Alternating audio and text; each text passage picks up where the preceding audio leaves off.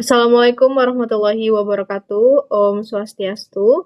Shalom, namo buddhaya, dan salam sejahtera untuk kita semuanya. Pada kesempatan kali ini, saya akan memaparkan ringworm pada kucing yang disebabkan oleh Microsporum canis. Sebelum itu, perkenalkan nama saya Azahra Kamila Audina dengan NIM 24095110710 dari kelas A. Selanjutnya, saya akan menjelaskan pendahuluan ataupun latar belakang dari penyakit ringworm pada kucing, di mana ringworm ini merupakan penyakit infeksi jamur superficial yang menyerang hewan dan dikenal dengan berbagai istilah seperti dermatomycosis, tinea, kurap, serta trichofitosis. Penyakit ini disebabkan oleh kelompok jamur dermatofita yang memiliki kemampuan khusus untuk menginfeksi jaringan berkeratin, yaitu epidermis, rambut, dan juga kuku. Secara epidemiologis, ringworm tersebar luas di seluruh dunia dan bersifat zoonosis, sehingga berpotensi menular dari hewan ke manusia.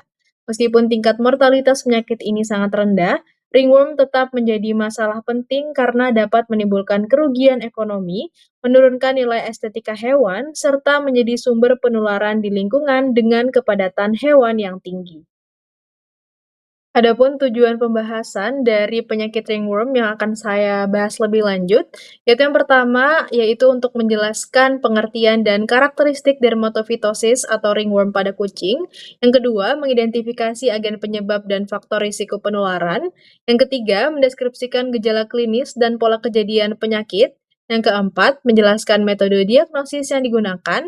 Yang kelima, menguraikan prinsip pengobatan dan upaya pencegahan. Dan yang keenam, untuk meningkatkan kewaspadaan terhadap potensi zoonosis.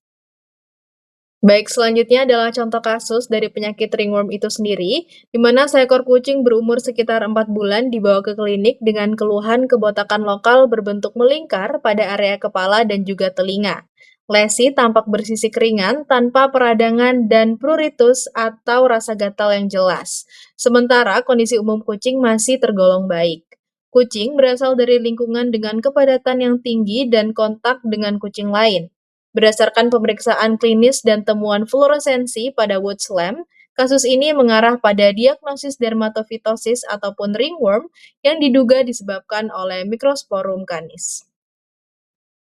Selanjutnya adalah gejala klinis dari penyakit ringworm itu sendiri, di mana pada kucing, dermatofitosis atau penyakit ringworm seringkali tidak menunjukkan gejala klinis yang mencolok. Sebagian besar kucing yang terinfeksi bersifat asimptomatis, sehingga penyakit ini kerap tidak terdeteksi pada tahap awal. Jika gejalanya muncul, biasanya berupa kebotakan lokal akibat kerusakan rambut pada area kulit yang terinfeksi. Kejadian ringworm lebih sering ditemukan pada kucing berbulu panjang karena kondisi tersebut memudahkan jamur dermatofita untuk berkembang. Agen penyebab yang paling umum pada kucing adalah Microsporum canis yang mampu bertahan lama pada rambut dan juga lingkungan, sehingga meningkatkan resiko penularan meskipun gejala klinis tampak ringan ataupun tidak terlihat sama sekali. Baik, selanjutnya saya akan menjelaskan hal-hal yang bisa menjadi penyebab munculnya penyakit ringworm. Di mana ringworm atau dermatofitosis pada kucing disebabkan oleh infeksi jamur dermatofita yang bersifat superficial, yaitu jamur yang memiliki kemampuan khusus untuk menyerang jaringan berkeratin seperti kulit, rambut, dan juga kuku. Oleh karena itu, infeksi ini juga dikenal sebagai keratinomycosis. Agen penyebab utama dermatofitosis pada kucing adalah Microsporum canis, di mana jamur ini bersifat patogen pada hewan dan mampu menghasilkan spora yang sangat resisten, sehingga dapat bertahan lama di lingkungan dan memudahkan terjadinya penularan, baik melalui kontak langsung antar hewan maupun melalui benda dan juga lingkungan yang terkontaminasi. Di mana cara penularan yang bisa terjadi yaitu kontak langsung, lalu lingkungan yang terkontaminasi dan spora dari patahan rambut dan sisik kulit yang terkena kulit hewan lain maupun manusia karena penyakit ini bersifat zoonosis. Selanjutnya, diagnosis dermatofitosis ataupun ringworm pada kucing diawali dengan pemeriksaan klinis, yaitu mengamati adanya kebotakan lokal, lesi kulit superficial, serta riwayat kontak dengan hewan lain atau lingkungan yang beresiko. Namun, pemeriksaan klinis saja tidak cukup karena banyak kucing yang terinfeksi tidak menunjukkan gejala yang jelas. Pemeriksaan penunjang dapat dilakukan menggunakan Woods Lamb seperti gambar di bawah untuk mendeteksi fluoresensi pada rambut yang terinfeksi yang sering ditemukan pada kasus Microsporum canis. Selain itu, pemeriksaan mikroskopis terhadap kerokan kulit, patahan rambut, atau keropeng dapat membantu mengidentifikasi struktur jamur setelah perlakuan KOH. Diagnosis pasti dilakukan melalui biakan jamur pada media saluran glukosa yang berfungsi untuk mengidentifikasi spesies jamur penyebab, dan dalam menegakkan diagnosis perlu juga dipertimbangkan diagnosis banding seperti kudis atau skabies, gigitan serangga, infeksi bakteri, alergi, maupun gangguan hormonal, karena penyakit-penyakit tersebut dapat menunjukkan lesi kulit yang serupa dengan penyakit ringworm.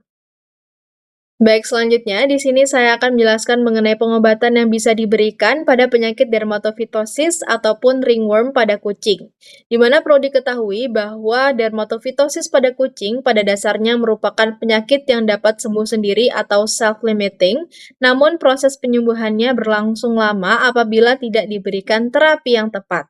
Oleh karena itu, pengobatan tetap diperlukan untuk mempercepat kesembuhan, mengurangi penyebaran jamur, dan menurunkan resiko penularan ke hewan lain maupun manusia. Pengobatan dapat dilakukan secara topikal menggunakan bahan anti jamur seperti asam salisilat, asam benzoat 10%, sodium sulfat, serta asam lemak tertentu.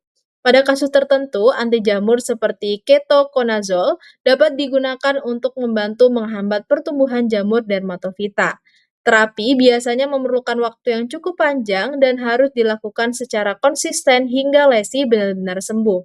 Selain pemberian obat, keberhasilan pengobatan sangat bergantung juga pada kebersihan hewan dan lingkungan untuk mencegah infeksi yang berulang.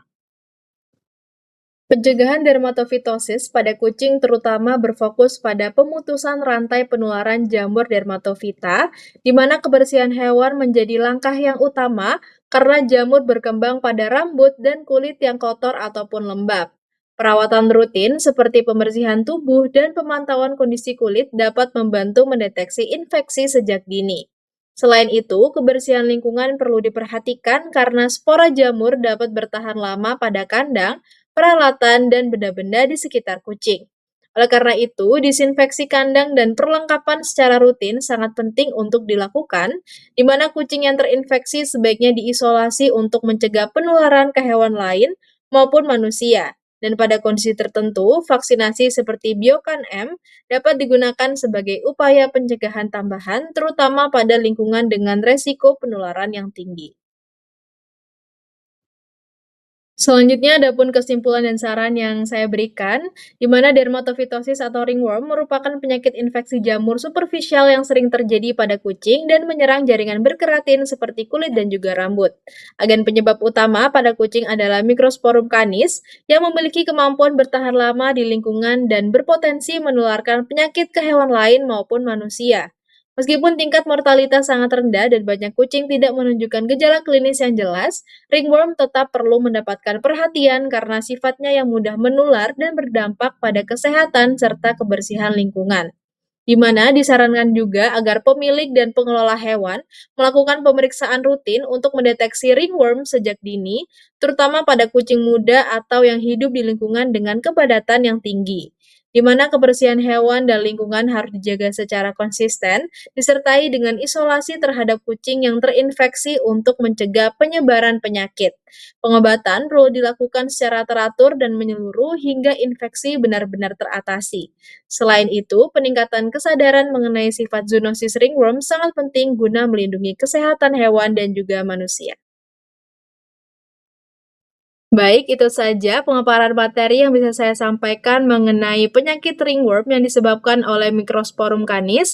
Semoga dengan penyampaian yang sudah saya sampaikan bisa memberikan informasi mengenai penyakit ringworm itu sendiri. Sebelumnya, terima kasih atas perhatian yang diberikan. Saya tutup dengan Paramasanti, Om Santi, Santi, Santi Om. Wassalamualaikum warahmatullahi wabarakatuh. Shalom, nama budaya, dan salam sejahtera untuk kita semua. Terima kasih.